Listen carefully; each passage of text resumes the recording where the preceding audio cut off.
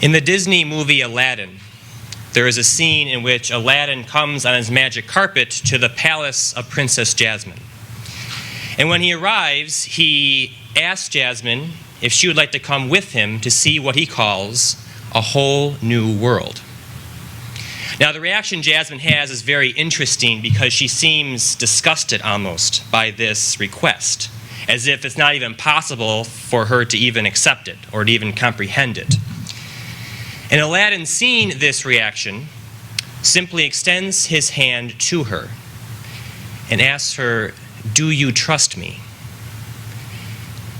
And Jasmine takes a moment to think about it, and then she smiles and says, "Yes, I do." And she puts her hand in his, gets up on the magic carpet, and they both fly away to experience this whole new world. Certainly everyone in this room belongs to a world. We all live in the world that is the earth that we share together, but also each of us lives in our own individual world, which contains certain people, places, events that pervade each of our days. And I feel, personally, that one of the inevitabilities of our lives is that we find that our worlds are not perfect. There are certain things in them that inconvenience us, that anger us, that cause us suffering. And so it's easy for us to complain about our worlds. And it's hard-pressed for me to go throughout the course of a day without either myself hearing someone complain about their world. Either be politicians who are not adequate at what they are doing, or violence in our streets, or unemployment or poverty or struggles within our family, or our own personal burdens that we carry each and every day. And so I think then it's easy for us to want to make a vision, to think about, well, what if all these things didn't exist in our world? What if my world was perfect and I could live in bliss and happiness forever? I feel that when we read this scripture from Revelation today, we can get a sense that this vision is such a dream. It's something that someone concocted. It's a desire of a perfect world. Because it's this heavenly Jerusalem, it's so idyllic, so ideal. It can only be a vision. And if we understand the context of the book of Revelation, that it was written for the early Christians who were being persecuted by the Roman government, and we hear that this world is without suffering, without pain, without tears, it only confirms our suspicion. This is exactly what those Christians would have wanted. This world free of all those sufferings. And I feel it's the same with all of us as well. And that we sometimes want to envision and think about what would be better in our own world. The text here has a lot of language that's in the future tense. Things such as, "He will wipe away all tears from our eyes. He will give us life-giving water." It makes it seem as if this is in the far future, that it may not ever come to exist, or at least it's not present to us now. But that's until we read the text a little bit more closely. That in fact there are some things that suggest that this world is here. God lives among human beings now. I am making all things new.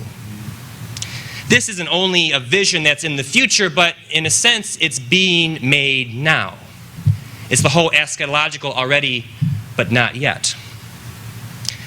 However, the question remains, well, what's being made now and what's preventing it from being fully realized? This text is beautiful in this regard because it gives us lots of lines that make references to other parts of salvation history to help us answer that question. What's still lacking in the fulfillment of this new heavenly Jerusalem? And the one that I want to focus on today is the line that's very beautiful, we hear many times in Scripture, which is, "I will be your God, and you will be my people." This is the line that is the essence of the covenant that God made with his people throughout salvation history. It was something that began with the very few humans with Adam, but had to be remade and recommitted to throughout history, with Noah, with Abraham, with Moses, with the prophets. What's interesting is that it had to be remade. One time was not enough. And why is that? Why did God have to keep coming to his people and telling them this message that this heavenly Jerusalem could come to this earth?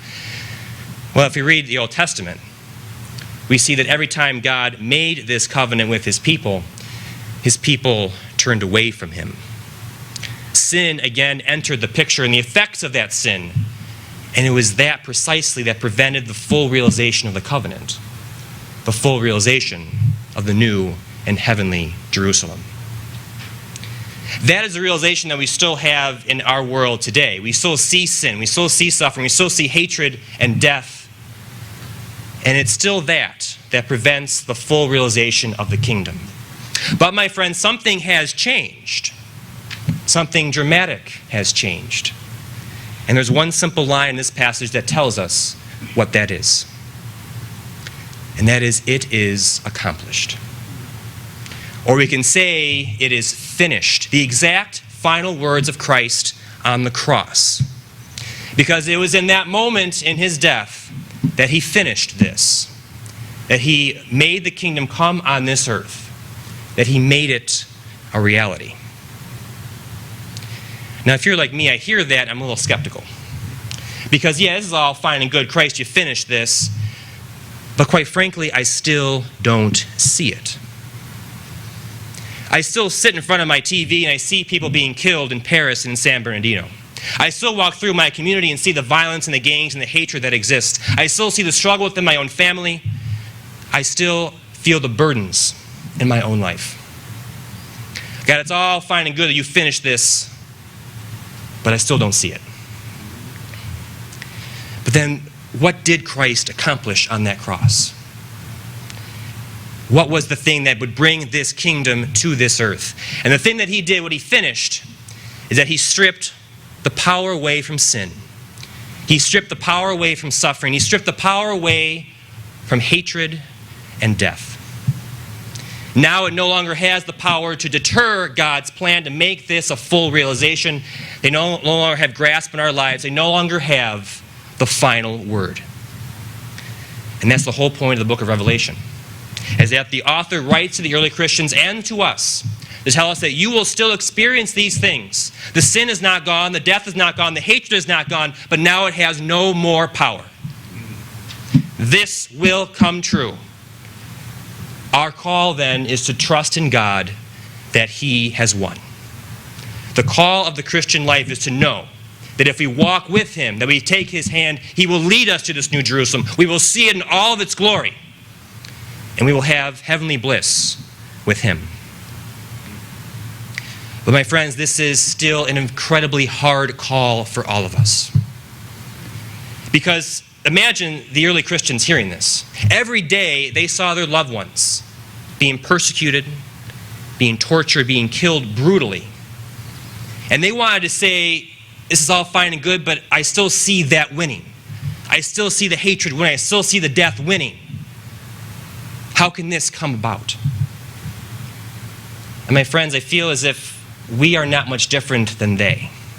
Because we can look into the world too and see how messed up it is at times, to see the problems that exist in all places, in our own lives and in the world at large, and think it's still winning.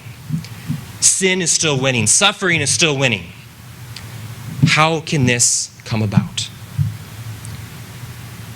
But it's a call that God puts his hand out to us, inviting us to walk with him, to know that he will walk with us through all of these trials, and that we will come across untouched. We will make it here with trust and faith in God and see this heavenly kingdom.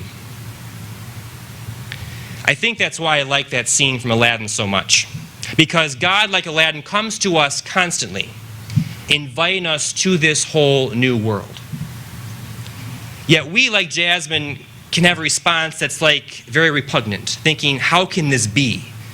Because this world is so messed up still. It's if I can't believe this can happen. But God sees that response in us, and he puts his hand out to us. And he asks us one simple question. Do you trust me?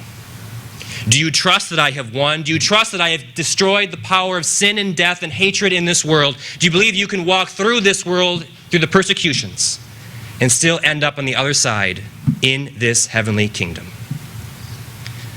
My brothers and sisters, this is the journey of our faith. It's a journey of growing in greater trust in God, that He indeed has won, and that He indeed will lead us to victory with Him.